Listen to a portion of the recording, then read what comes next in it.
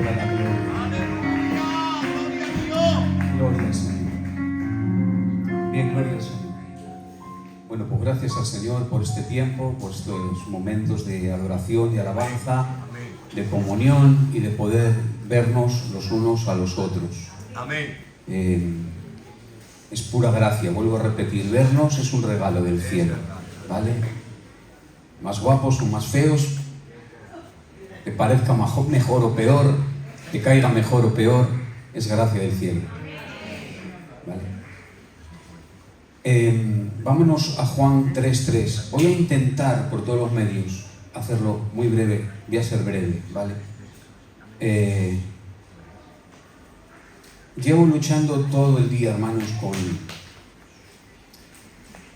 intentar ir al centro o al corazón del texto de una manera homilética, práctica, pero en esencia. Eso es muy difícil, yo no soy capaz. Ser más exegético es más fácil, con todo lo difícil que eso es.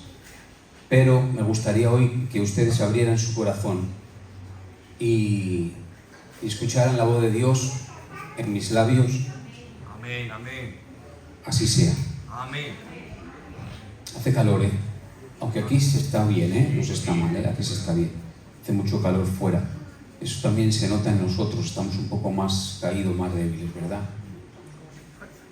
Juan 3:3. Nicodemo, Jesús y Nicodemo, dice el texto: respondiendo Jesús le dijo, de cierto te digo, que el que no naciere de nuevo no puede ver el reino de Dios. El que no naciere de nuevo no puede ver el reino de Dios. Esto es una sentencia por parte de Cristo, esta no es una opción. Sí, Señor. No es optativo. No es si quieres, lo puedes hacer. Si está en tu mano, hazlo. No es una sugerencia. No es un verbo indicativo, no te está indicando. Es un verbo imperativo, te está diciendo esto tienes que hacerlo. Amén. Y Dios en este texto es tajante, es una sentencia. Es el martillo de Dios que golpea sobre la mesa del juez. Y dice, si no naces de nuevo, no puedes ver el reino de Dios. Aleluya. ¿Saben cómo se llama? Yo sé que lo saben, pero necesito exponerlo así. Esta doctrina se llama la regeneración, es una doctrina que está adherida a la salvación, llamada la soteriología, la salvación, pero dentro de la soteriología está esta que es el nuevo nacimiento o la regeneración. Entonces, ya que hemos hablado acerca de lo que no es regeneración en los cultos, durante 3 días consecutivos, necesitamos hablar imperativamente de lo que sí es regeneración, o cómo se logra la regeneración, o cómo se nace de nuevo, cómo se hace. Vamos a hablar primero de la definición y luego vamos a hablar de la necesidad. Definición del término, necesidad del término. En primer lugar, la palabra regeneración es una palabra compuesta. Regenerar, ¿no? Es algo que vuelve a nacer. Cuando hay, y ustedes me van a entender, cuando hay una parte del cuerpo que se devasta por cualquier motivo o circunstancia, los médicos te dan una crema, un antibiótico, un medicamento, y dicen, no tenga problema, esto se va a regenerar. Es decir, va a volver a la vida, de ahí ese término. Hay un nuevo nacimiento.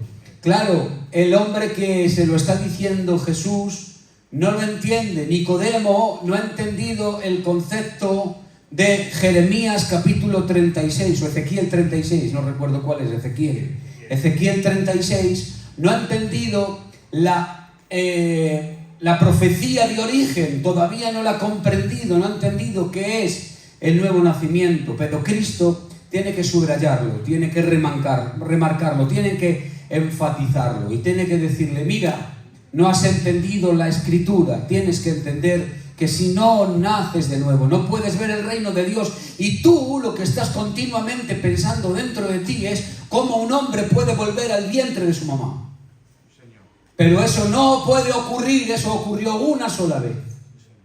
Pero también otra vez es necesario que eso ocurra en el mundo espiritual. Es necesario. y es obligatorio. Por lo tanto, la regeneración es la figura del nacimiento humano en la figura de lo espiritual. Es la figura del nacimiento humano en la esfera espiritual. Hay una esfera que es la física, que es la que tú vives, pero hay una esfera espiritual que es la que cuenta para Dios, ¿sí o no? Todos empezamos a vivir en este mundo de una manera igual, todos cohabitamos en este mundo. Y hubo que de una forma necesaria e imperativa todos naciéramos del vientre de nuestra madre.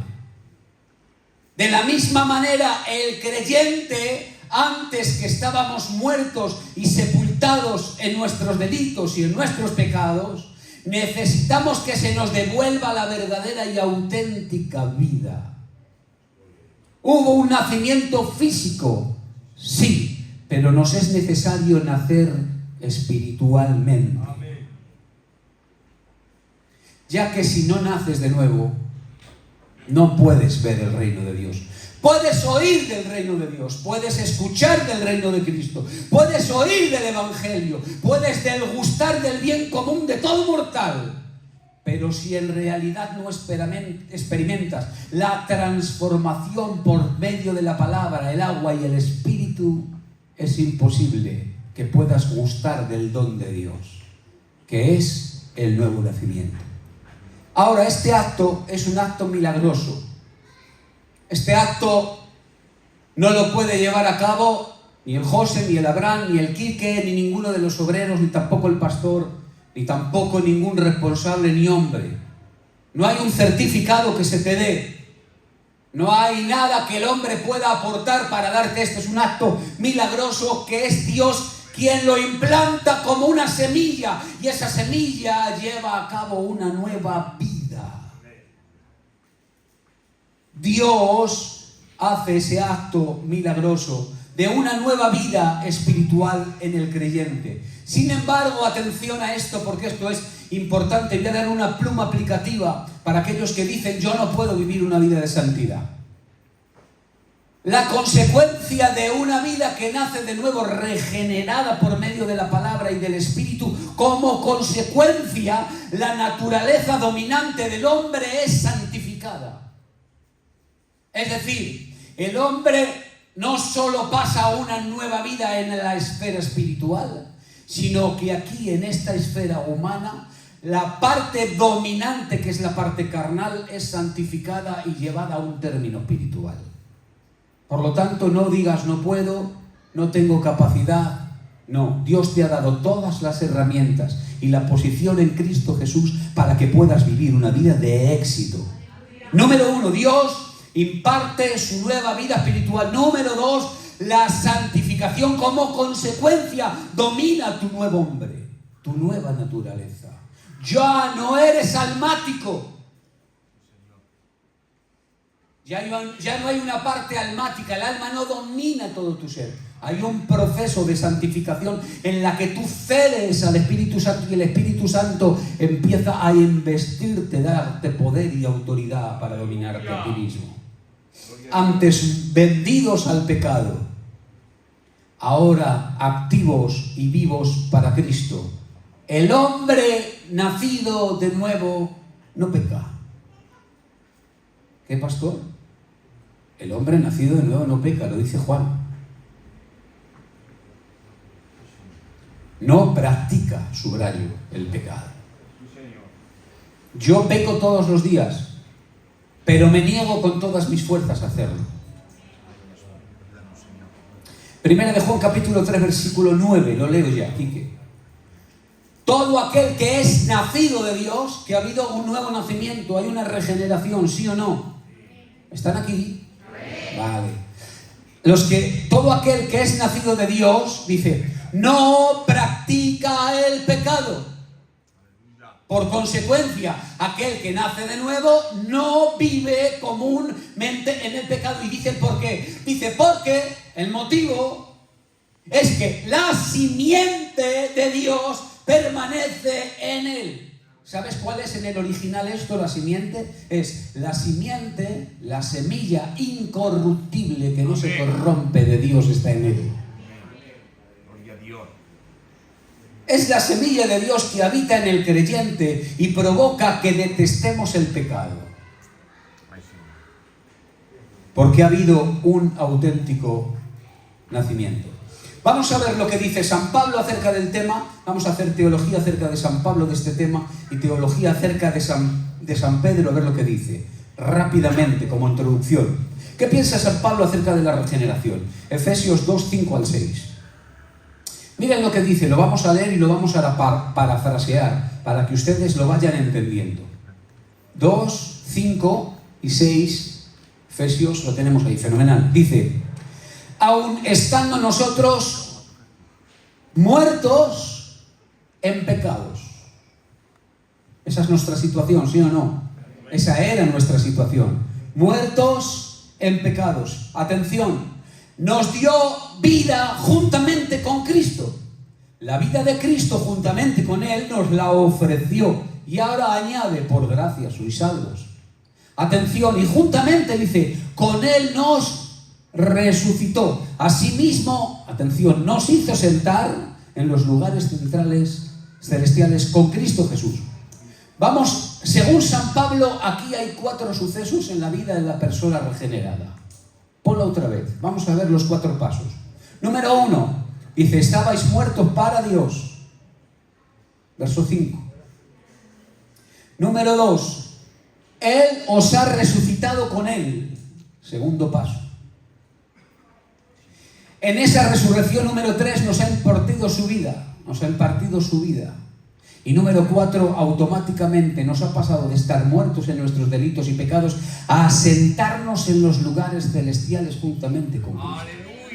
Alégrate que el día que recibiste a Cristo como tu Señor y como tu Salvador pasaste de posición de muerto en tus delitos y pecados en salvo y regenerado y colocado en los lugares celestiales juntamente con Cristo Jesús.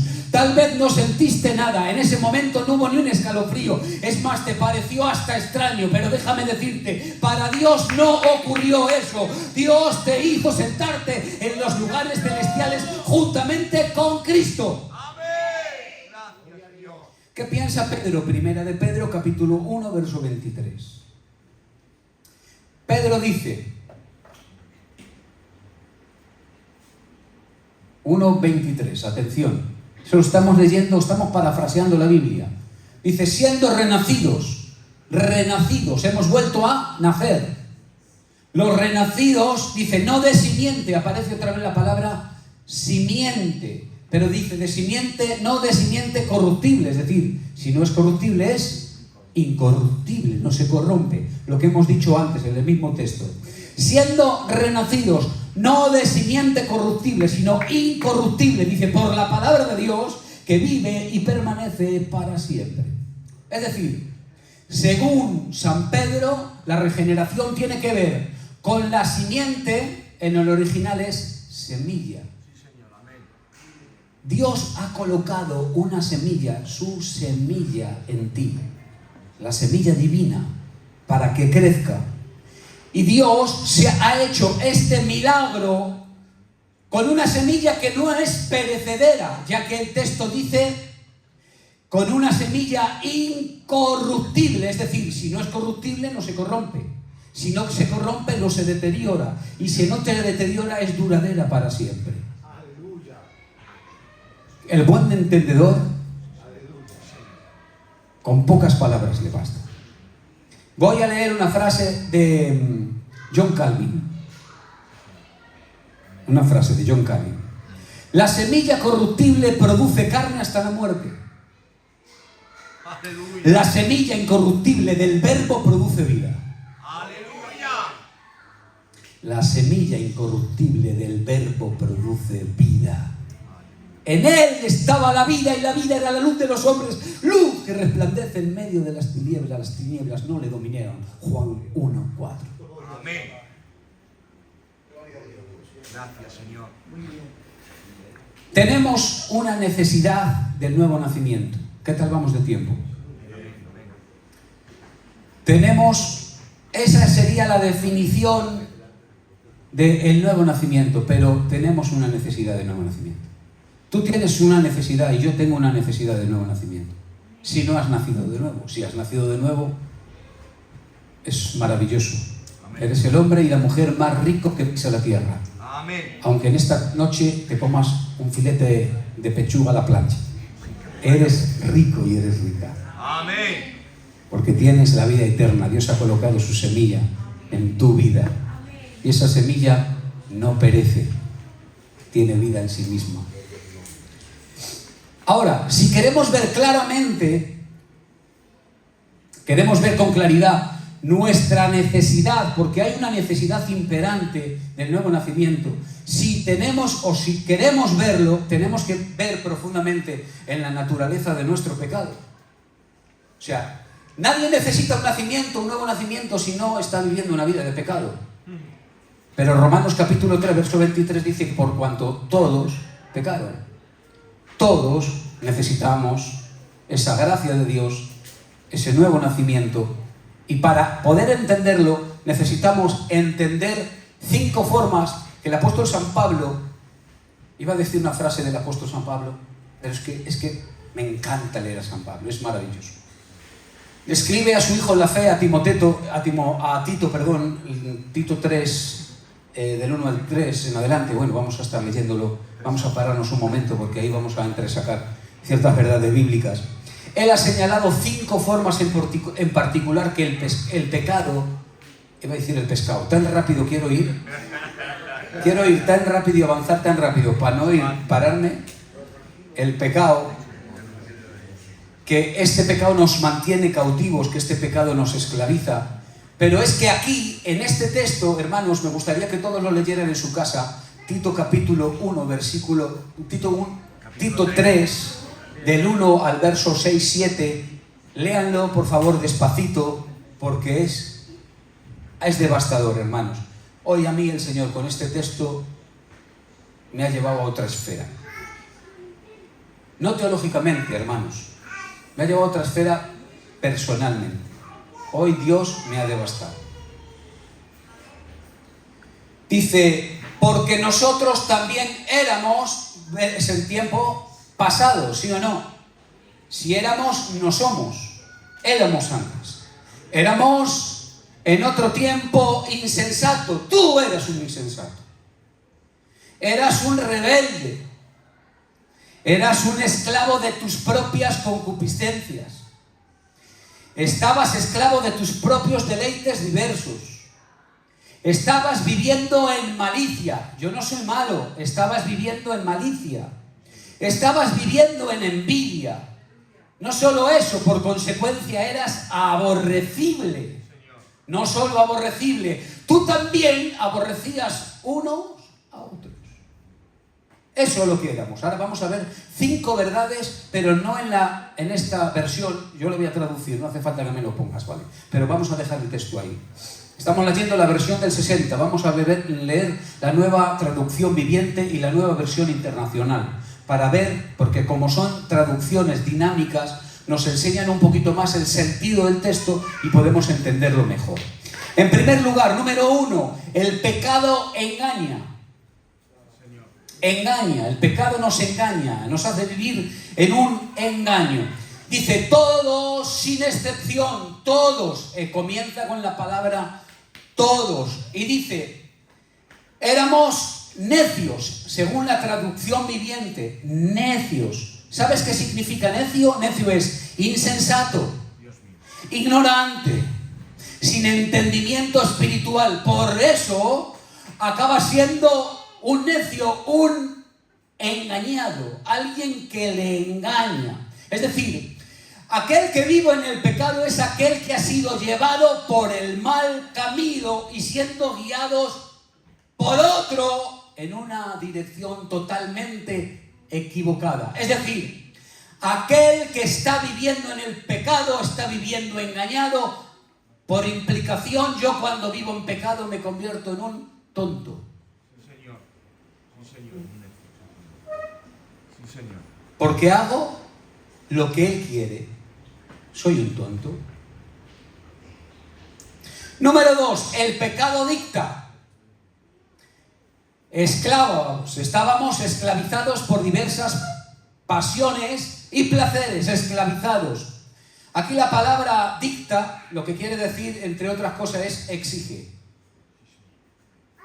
Está exigiendo, es decir, como estábamos viviendo en una esclavitud en potencia, lo que estaba ocurriendo es que nuestro capataz cruel e incansable nunca estaba satisfecho.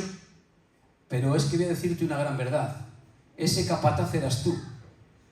Tú mismo eres esclavo de ti mismo. Esclavo del pecado, esclavo de la lujuria, del placer. No hacemos más que coquetear. Éramos, Eso dice San Pablo. Ya no lo éramos, ya no lo somos. Coqueteamos con el pecado, coqueteamos con las cosas del mundo y sus influencias. Número 3. El pecado devasta. Dice la Nueva Versión Internacional en una de las indicaciones, dice, vivíamos en la malicia, en la maldad. Dice Hiedberg, vivíamos con una actitud mental maligna que se manifiesta en la mala voluntad y en el deseo de perjudicar. Voy a volver otra vez a decirlo, ¿vale? Vivíamos con una actitud mental maligna. Esta se manifiesta en la mala voluntad y en el deseo de perjudicar. Esto describe a alguien con un carácter vicioso que no desea traer bien a nadie. Solo traer mal a todo el mundo. ¿No te has topado con alguien que no es creyente y lo único que sale por su boca es suciedad? Yo sí, no sé si tú... Yo sí. Sí. Son amistades benignas. O sea, no benignas, bueno. No, malignas. Los deseos del pecado. Dice, vivíamos en la envidia. La Nueva Versión Internacional dice, en la envidia. ¿Sabes lo que es la envidia? La envidia es un deseo insaciable de poseer lo que no tenemos. Es un deseo insaciable de poseer aquello que no tenemos. Y eso era lo que hacíamos. John MacArthur dice, la envidia es un pecado que conlleva su propia recompensa. Garantiza su propia frustración y garantiza su propia decepción. Por definición, la persona envidiosa no puede estar satisfecha con lo que tiene y siempre anhelará más. ¿Por qué? Porque no está completa. Solo Cristo completa. El pecado destruye. Sí, Señor. Oh Dios. Dice, éramos odiosos. Dice la Biblia de la Palabra, otra traducción. Éramos odiosos. Es decir, estábamos continuamente detestando y odiando a los demás. Eso lo está diciendo la Palabra, no lo estoy diciendo yo. Odiando a los demás. Aquel que nos supera, le pongo la cruz negra. Aquel que tiene más que yo, le pongo la cruz negra. Aquel que crece más que yo, le pongo la cruz negra. Aquel que me hace una, por pequeña que sea, le pongo la cruz negra. Ese era nuestro carácter, no solo era nuestra acción. Ese es el problema. Que no era una acción, era nuestro carácter. El que tenga oídos para oír, que oiga. Aleluya. No era una mera acción, era tu carácter, era lo que tú eras. Lo que tú eras. Ahora, las Escrituras nos enseñan, cuando se abren las Escrituras, nos enseñan, atención a esta frase, que un hombre caído nunca guardará, que el hombre caído guardará un pequeño, la Escritura no enseña que un hombre caído guardará un pequeño residuo de vida espiritual. Está muerto en sus delitos y pecados. No tiene ni un residuo de vida espiritual. Que por ese pequeño residuo de vida espiritual pueda desarrollar una vida por sus méritos o por sus esfuerzos. Es decir, el hombre que está muerto en sus delitos y pecados, el hombre que está caído, se halla en un estado de muerte espiritual. Efesios capítulo 2, que lo hemos leído hace un poquito, versículo del 1 al versículo 3. Y vamos a intentar parafrasear este texto intentar sacar alguna verdad bíblica en 5 minutos.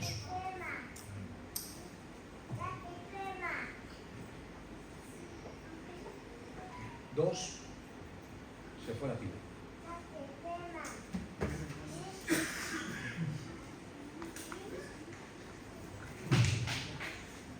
Dos, del 1 al 3, dice: y Él os dio vida. Amén.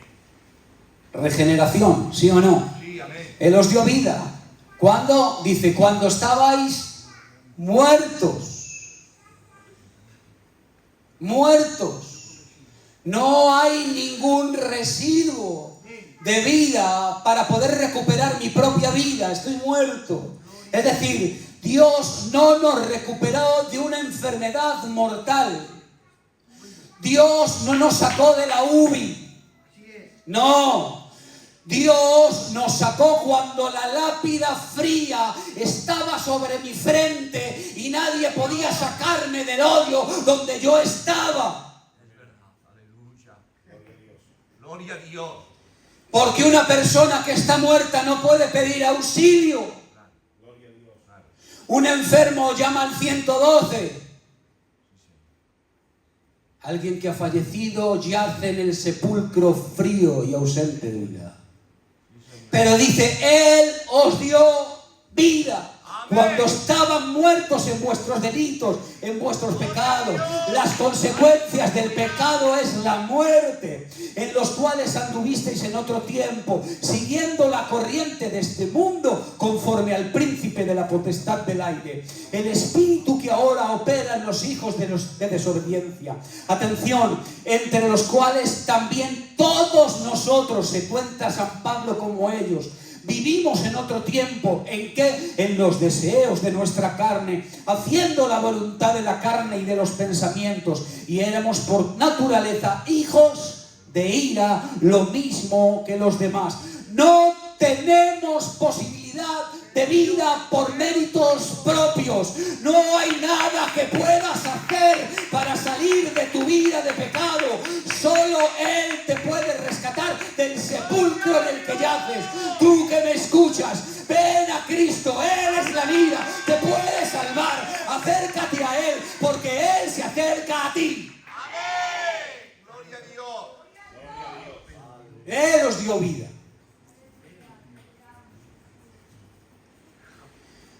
Tito 3, 4, otra vez. Ahora, para recibir este nuevo nacimiento y esta auténtica vida, es necesario recibirse por los medios que Él mismo determina. No es conforme a tus obras, no es conforme a tu deseo, no es como tú quieras. El Evangelio está enfocado en Dios, porque Dios es el Evangelio. Y aquí me gustaría hacer un paréntesis pastoral. Tú no puedes hacer el Evangelio a tu forma y manera, no es un menú. No escoges un primero, un segundo y un postre, eso lo haces en la tasquita. Aquí no puedes hacer eso. Dios determina la salvación como Dios la determina. Y si entras en la salvación es por los mismos medios que Él determina. Amén. Gloria a Dios. Amén. Hemos leído hace un poquito Tito 3, del 1 al 3, ¿sí o no? Que éramos detestables, ignorantes, codiciosos, no, eso éramos, ¿no? Pero habla en sentido pasado, los salvos. Pero ahora mirad lo que dice. Atención, porque esto es glorioso. Y me faltan 5 minutos de verdad, sin jurar. 5 minutos me faltan. Amén. Atención, leer conmigo. Erais esto, pero, me encantan los peros de Dios. Aleluya. Gloria a Dios. Me encantan cuando Dios dice, pero, menos mal que está Él. Claro que sí, menos. Menos mal que esos peros aparecen en la palabra. Gloria a Dios. Menos mal. Erais esto, pero cuando se manifestó la bondad de Dios. Gloria a Dios. Me ha roto esto, hermanos, hoy. Sí, Señor. Hoy Dios, vuelvo a repetir, me ha devastado. Amén. Gracias. Se manifestó.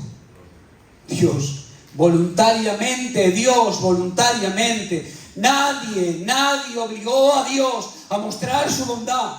Aleluya. Nadie estaba detrás de Dios aconsejándole que mostrara lo que Él es bueno. Nadie coaccionó a Dios, nadie impulsó a Dios. Pero Él dice, se manifestó la bondad de Dios, nuestro Salvador. Sería bueno esperar que Dios, que es el juez de toda la carne, manifestara toda su ira sobre mí. Sería justo. Sí, Señor. Yo es lo que esperaría de un Dios que es justo.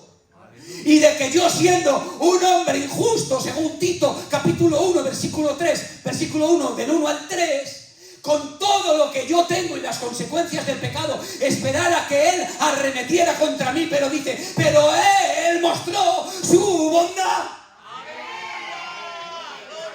Él ha mostrado una vez más su bondad para conmigo. Gloria a Dios.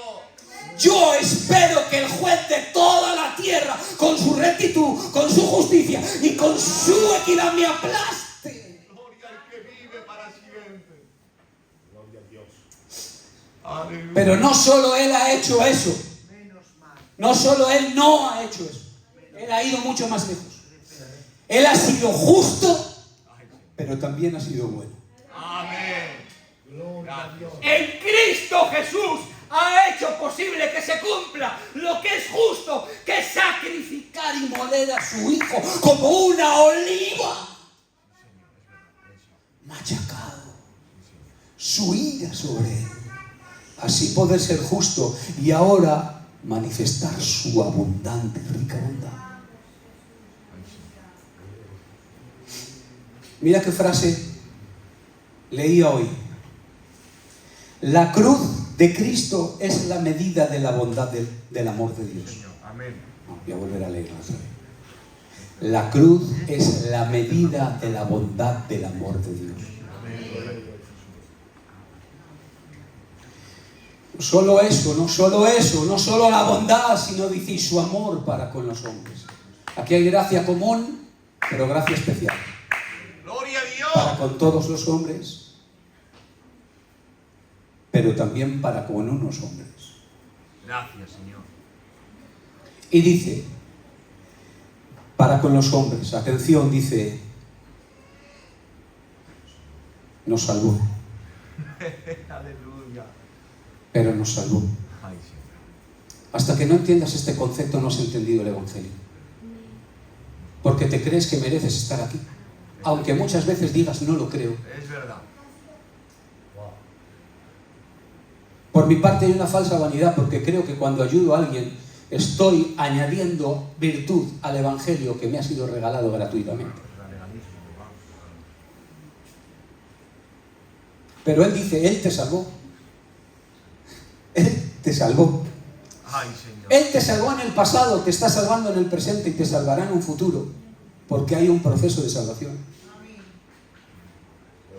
Te salvó. Él te salvó. El que toma la iniciativa y lleva a cabo nuestro rescate es Él. Amén. Gracias, Señor.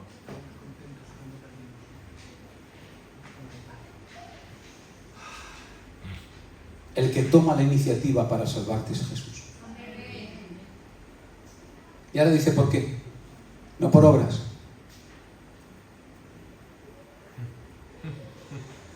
Obras de justicia que nosotros hubiésemos hecho. Ay, Dios. Gloria a Dios. No por obras de justicia que nosotros hubiésemos hecho. Quedaros con esta frase, por favor.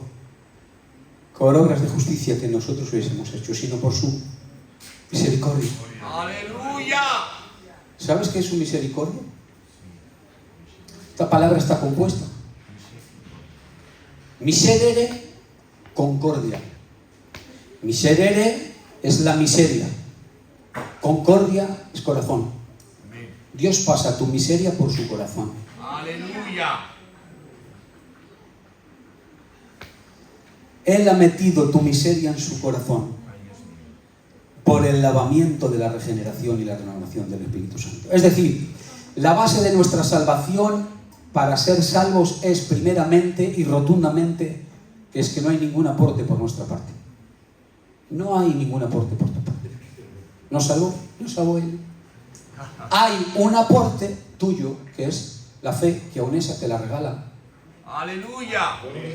Y hay otro aporte por parte de ti, que hay una aceptación, que lo recibes en tu corazón. Hay una responsabilidad humana y personal. Amén. Que dices sí a Cristo. Amén. Pero la segunda también es rotunda, por su misericordia. Gracias, Señor. 36 segundos, acabo. No por obras que nosotros hubiésemos hecho. Gracias, Señor. No por obras que nosotros hubiésemos hecho. Aunque hubiésemos tenido obras, no hubiésemos podido hacer obras, porque las obras, nuestras obras, no están dentro de la categoría de Dios. No hay obras. El verso 3 está hablando acerca de la insuperable impotencia espiritual para poder llevar a cabo nuestra salvación. Tenemos que repetir una y mil veces la frase de Daniel: Mene, mene, tekel uparsin. Tenemos que repetirla una y mil veces y golpearnos en nuestro pecho. Pesado he sido en balanza y he sido hallado falto. Aleluya. Esa debe de ser nuestra oración. Sí, Señor. Continuamente he sido pesado en balanza y no califico en tu balanza. Ay, Señor. He sido hallado falto. No damos la talla Claro. si Dios no nos salva. Dios, no por obras que justicia que nosotros hubiéramos hecho. No por obras de justicia. Ay, Señor. No por nuestras obras, sí por sus obras. Aleluya. Gloria a Dios. Así es, no por la fe. No por tus obras, pero como tus obras lo calificaban, hubo algo que tuvo que hacer obras. Jesús.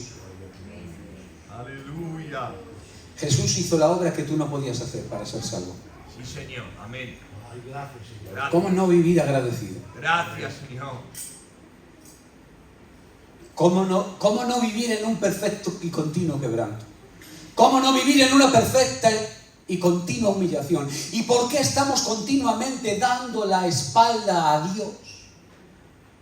Aquel que nos ha salvado, no por medio de nuestras propias obras. Él tomó la decisión de salvarte, sin embargo yo vivo ausente de Dios. Él me ha salvado. Mira lo que dice Romanos 1.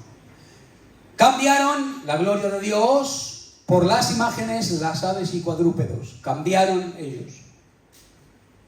Cambiaron la verdad de Dios por la mentira. Cambiaron el uso natural por el que es contra natura. Cambiaron y cambiaron. Parece tres veces cambiaron. Sin embargo, en el mismo texto aparece 3 veces: los entregó. Cambiaron, pero dice, los entregó a la inmundicia. Cambiaron, pero dice, y Dios los entregó a las pasiones vergonzosas. Número 3 dice, y cambiaron el uso natural, y dice, y Dios los entregó a una mente reprobada. Pero ¿sabes qué ocurre? Que la palabra entregó no aparece más en Romanos hasta el capítulo 8, verso 32. Gloria a Dios. Y dice, el que no escatimó ni a su propio Hijo, sino que lo entregó por todos nosotros. Nosotros Él entregó al mundo, sin embargo, Él entregó a su Hijo. Amén. Dios quiere salvarte. Amén. Amén. Y yo debo de pensar en mi situación personal, ¿cómo estoy? ¿Qué frutos tengo?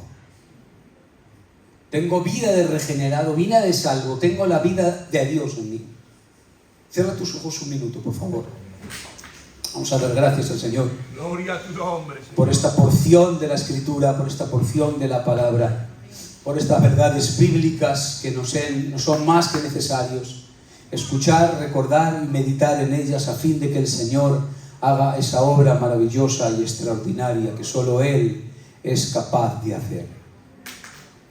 Dios bueno, Dios misericordioso, Dios justo, Dios amable.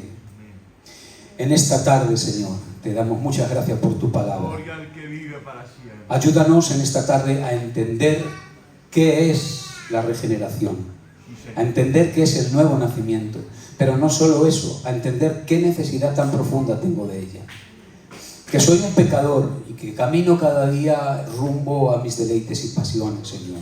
Ayúdame a identificarme, ayúdame a apuntarme a mí mismo, ayúdame a mirarme en el espejo de la palabra y también ayúdame a mirar la obra que tú has hecho, que tú nos has dado vida, Señor. Nadie más, solamente tú has hecho posible ese hecho maravilloso, milagroso que solo tú puedes hacer. Eres Dios, eres maravilloso.